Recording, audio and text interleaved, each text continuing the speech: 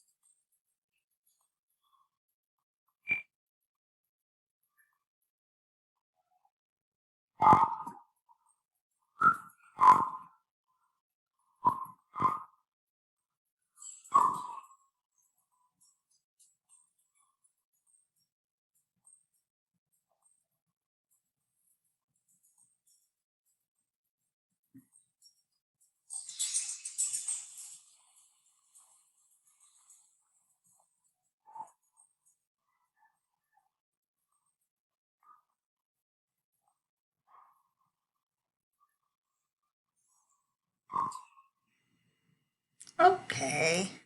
Did you see everything there? Your colleagues in class pointed out things like ethos was just the credibility of Apple itself. So just shooting the Apple logo up there kind of did that.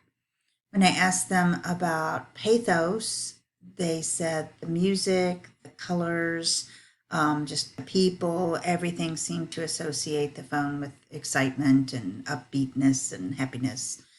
And then for logos, the few times they had words on the screen, they were tending to talk about the capacity of the phone, the number of cameras, the things it could do. So it was a commercial that hit all three and used all three, which, if you think about it, is really clever because we're all different. So if you're trying to reach a wide audience, emotional appeals will work for some, logical appeals for others, and credibility, brand recognition, and all that appeals to yet another group of people. So the last thing I showed them was a let's see if it's on the side here. No, I don't see it. The last thing I showed them that you all can look up if you want on YouTube. It's a presidential address back when the Syrians launched some chemical warfare on their own people, and President Obama was trying to convince the nation that a military response from us was justified.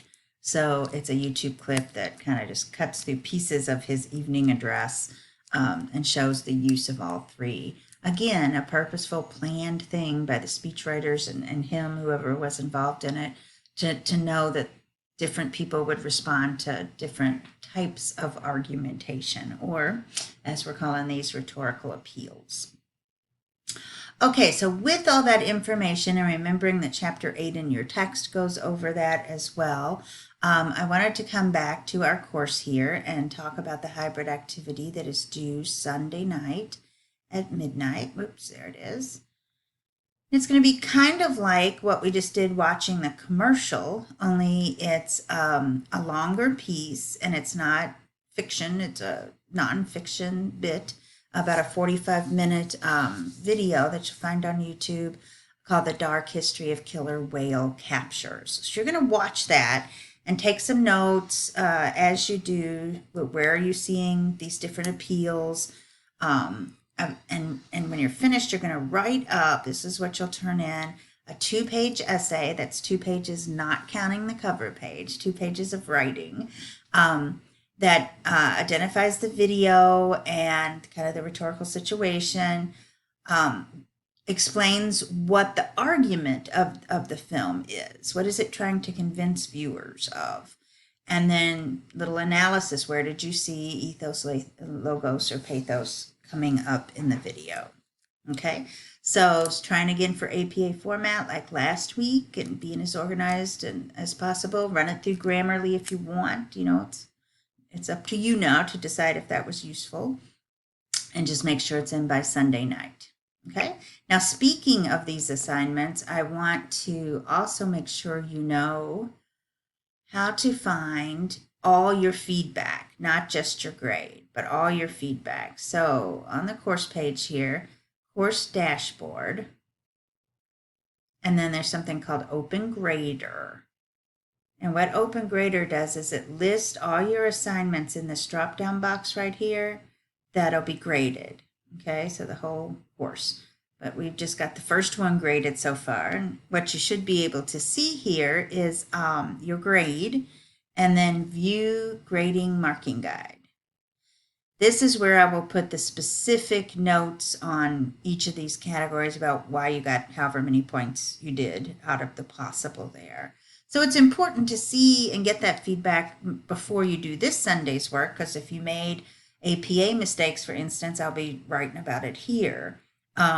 If you didn't do enough critical thinking versus just personal reflecting, it'll be noted here. And you don't want to make the same mistakes twice. And you do want to do things that, you know, were good and pointed out and praised again. So I hope that that helps you with feeling more caught up from week 2 of English 141. And for those that can be back next week, I look forward to seeing you in person.